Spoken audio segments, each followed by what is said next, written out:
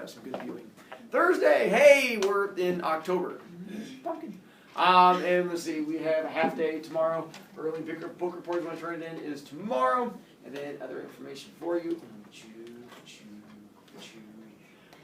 Go to my website. You're going to download the 9-week assessment. There's 3 stories on there, so go and download those 3 stories. They're at the very bottom, so you'll follow those directions. And also, advanced kids, you're going to want to go to my website and then hit refresh, and then go to the one that says poetry and download the one that says poetry handout number 2, because apparently technology hates us and it ate the first one. And you'll notice the correct one because it'll say haiku over to the left. All right, and then make sure you do these because we have a test coming up on Monday, and you're going to have to read all of that. Good job, dead kids. All right, we're good to go there. Yesterday, we got into rhyme scheme. So what we're going to do real quick is see how well you can figure out rhyme scheme and remember what we did before. Let's see, those of you who were not here for rhyme scheme, hopefully you watched the video so I can torture you and make things all kinds of fun. Wash. Every poem starts with the same letter as part of this rhyme scheme. And what is the same letter every poem starts with? A. Good job. And so we're going to assign it here. I did the poem Living Tenderly because you've seen it before. And so we have stone, we give A. Our next line is going to be, McKenna? B. Because why?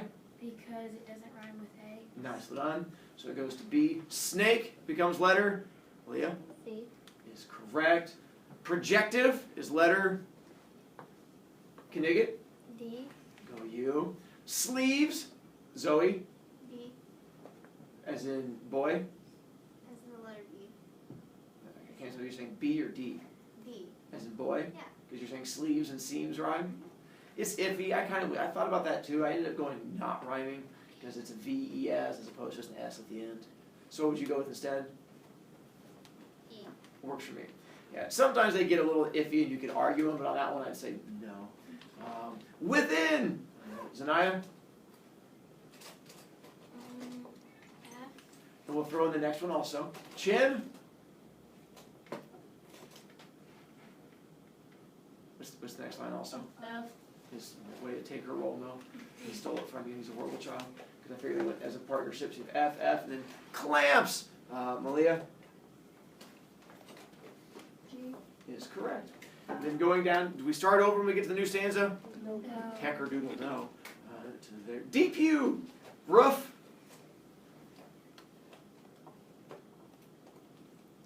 H. Knowing our letters does definitely help.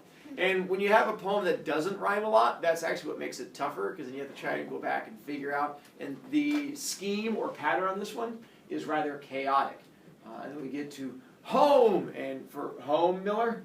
I. Works for me. And then walks. When we get to walks, Kelly? Who I ran into your mom last night at Marsh. I was creeping along behind you, but that won't scare you. J. Good job. Random comment. Stone. Ali. K. Oh.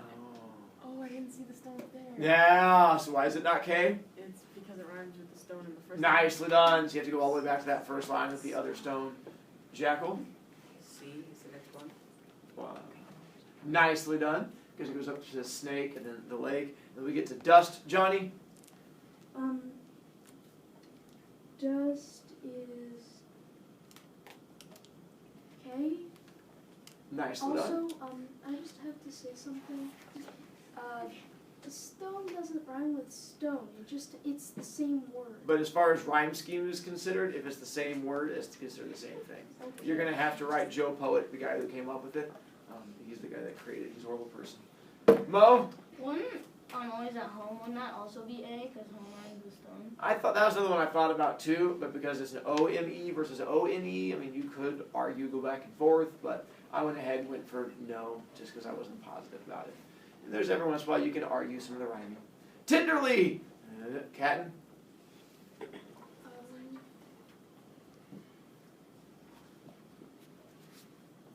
L. It's correct. And then our very last one. We're ready for this one. Riley? I.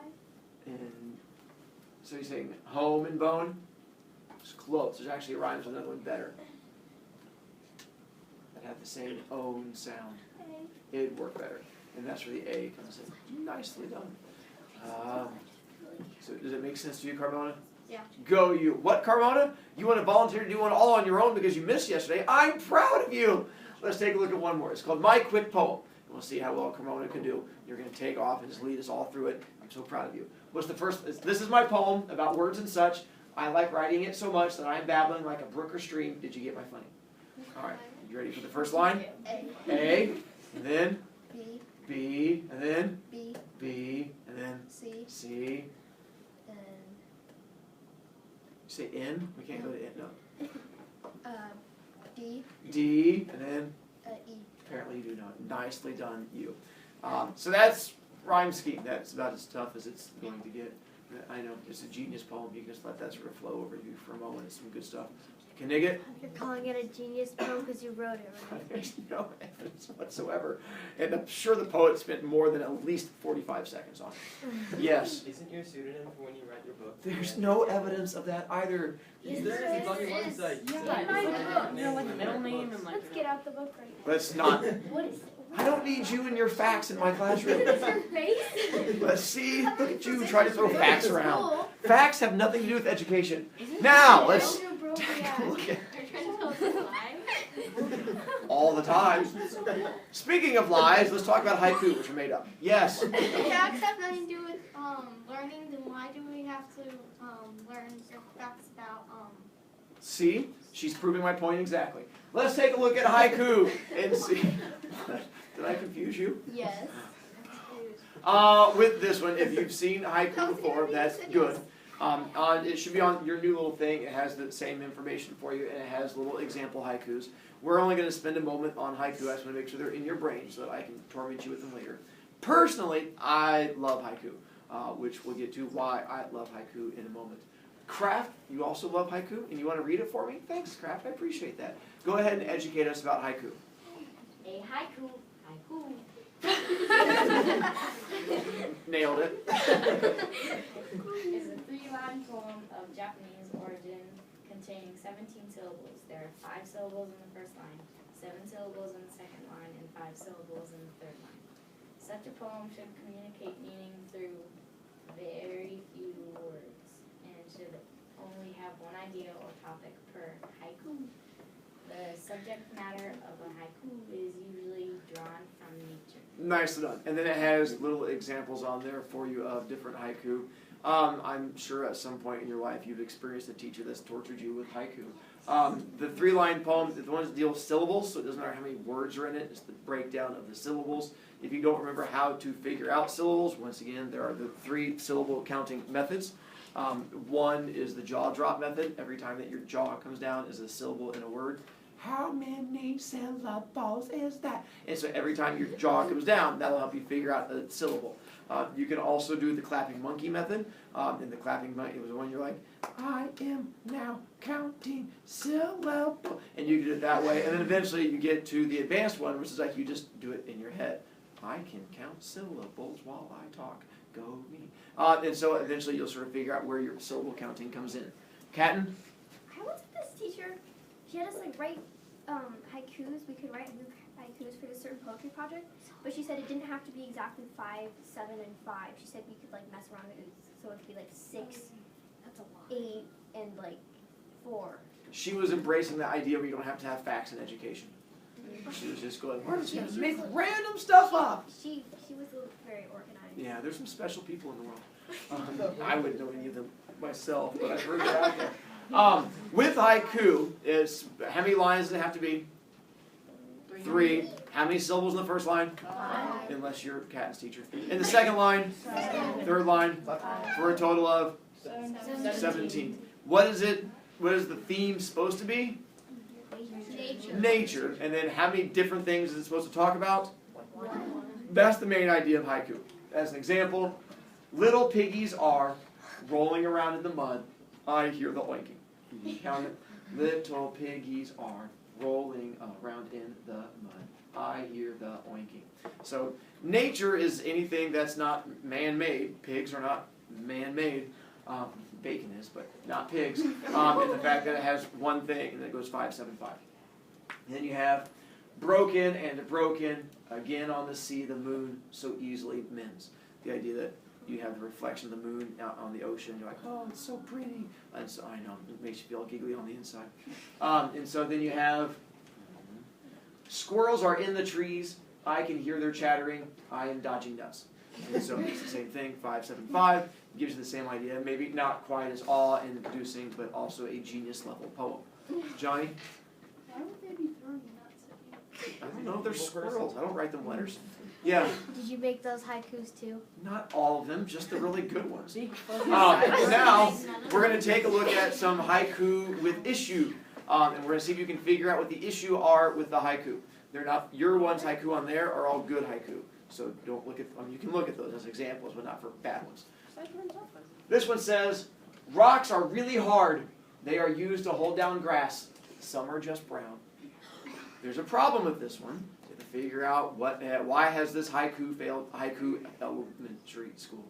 Jay Blanc? The last line only has 4 syllables. Some are just brown. Nicely done. Only has 4 syllables to it. Next one. The dogs are jumping. Look, a tree's over there. Oh, I just saw a fish. So what's our issue with that one? Aaliyah? Nice one. It is has a little ADD issue and is jumping around topics all over the place. It's adorable, but definitely not focused. Cell phones are so cool. I love texting all my friends. Read my words, people! Zoe? It's not nature. Is correct. And I like to do haiku all the time. I'll throw in random non-nature haiku because I like to use them just to attack people. Did not do homework. Now you are standing in room. How those feet feel now. And so you can just throw out a random haiku to attack people because it brings me happiness. So sometimes we'll just have you guys do haiku that don't always have to be nature because nature is very limiting. Yes? So like, when you say you just like to do random haikus that not nature, do you mean the one where you talk about your sideburns and how you teach English? That would be a genius level haiku. Yes. Yes. The one that we just read technically isn't wrong because it says they usually are drawn from nature. Correct. So it'd usually be wrong. Yes. That's not true. Nature isn't limiting. I'm not even going to argue. You are now just wrong. Why will you not accept it? I am always right. Boom. Now we'll move on from haiku. We're going to take a look at the glove and the lines, which I think is on your other sheets. You're going to have to jump back to a different one because apparently technology hated us and your poems are all over the... Why are we raising our hands so quickly? Canadian! Do you just like make up these haikus on the spot, or do you practice them over and over again until you memorize them? I do not practice. They just come to me. I was going to do that, but they come to... No. They come so naturally. I just have some skills. Boom. Yes. It just... Alright, so make sure you found the poem that has the thing about the glove and the lines. We're going to have to go through here. What I'll have you do, as Aaliyah reads it, is you're going to figure out where... I couldn't figure out my head was all tickly. There was a bat on top of it. It's in my hair. Figure out where it's taking place. Figure out who's in the poem. And then we're going to break down some of the words in the poem. You may begin. King Francis was a hardy king and loved a royal sport, and one day as his lions fought sat looking on the court, the nobles filled the benches with the ladies in their pride, and amongst them sat the Count de Lorge with one for whom he sighed. And truly 'twas a gallant thing to see that crowning show, valor and love, and a king above and the royal beasts below. Nicely done. King Francis was a hardy king and loved a royal sport, and one day as his lions fought, Gesundheit, sat looking on the court. The nobles filled the benches with the ladies in their pride, and amongst them sat the Count de Lorge with one for whom he sighed. Truly 'twas a gallant thing to see the crowning show, valor and love, and a king above, and the royal beasts below. First off, where's our poem taking place? So let me figure out a location-y thing. Kiel. I was going to say a period of time, not a location. Well, what period of time are you going with? I'd say medieval, Why medieval? because it sounds like they're kind of like at a jousting event, kind of. Okay, I can see that. Why do you say jousting event? Well, not. I can't think of the word. Like when they have like people fighting like wild animals. A coliseum. So you called about where it was. Good job. Way to pick up that one too. So they're at a coliseum, and apparently it seems kind of medieval-ish because who do we have there? We have characters, which will go to our medieval-ishness. Machina? King Francis. King Francis, who is apparently a king, so we can throw him in there. Aaliyah? There's ladies and counts. There are ladies. You know what counts are? On Sesame Street, they count. Oh, Dracula. And there's also Dracula. There's on the same thing. You know what a count is? Oh, I forgot. It's okay. Knigget? I'm guessing it's like some sort of If it helps, you should know. a knight. Nicely done. It's going to be someone of some kind of royal that is connected to it. It's usually going to be the king's entourage, if you will, who gets like hang out with him and like go cruising in his Cadillac horse or whatever he has. But they're like sort of his hangers-on and stuff like that. They'd all be like the people who get to hang out with him on a normal basis. And so we have one is Count Delorge, who's going to be like one of the main people in our poem. But then we also have that word, by the way, of amongst. That one. Where's amongst and twas? Do you guys know what those words are? Because they're not really real words. They're really not real words. DPU? Amongst is like amongst, Uh-huh. and then twas was like was. Close. What? It's a combination of two words. But it is I know. Facts. Hargens? Facts aren't related. Closer. But because you can't say, and truly there was, I guess you could say there was, that's not what it was going for, but you're close. There's another word besides there. It's just two letters though. Combs? It was. It was. And so it's just a combination of it was, they smashed them together. And then monks is where they took off the A. The reason being is that there's a syllable count as you go through the poem, and so they combine some of them because it gives a nice rhythm as you go through it. And amongst them sat the count, and truly 'twas a gallant, poemy things. Then for the Count Delors, it says there's one for whom he sighed. Do you guys know what that means? If it says there's one for whom he's sighing. Zoe? You're sighing for someone or something. What does that mean if you're sighing for them? You love them? Are you asking me? I'm asking you. You love them? That's slightly less asky, but yes, it means that he likes them. When you sigh for someone, when you look at them and go, and so there's definitely not just liking, but maybe liking, maybe even liking.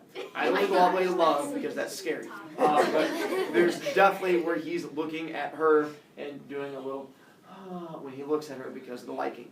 Yes. Can you sigh in like a bad way towards someone though?